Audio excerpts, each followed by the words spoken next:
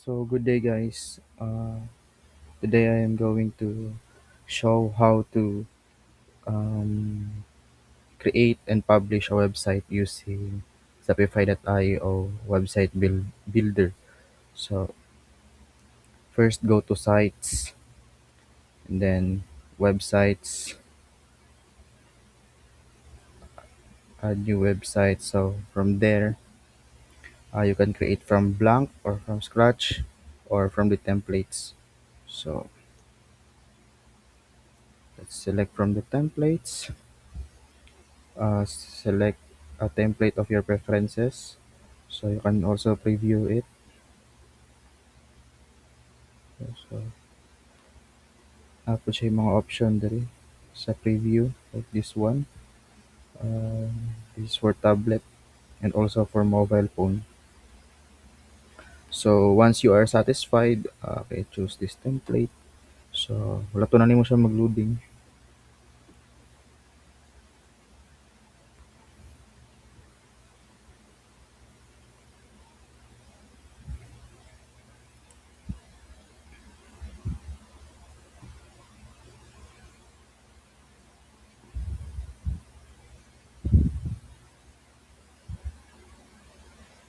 Okay.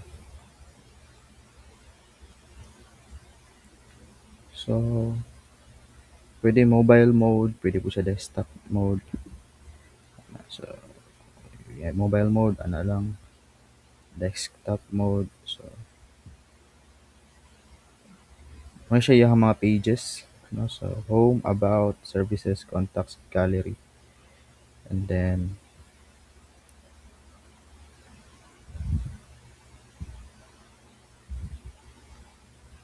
so you can also use the drag and drop editor and add sections, text, images, forms, and buttons.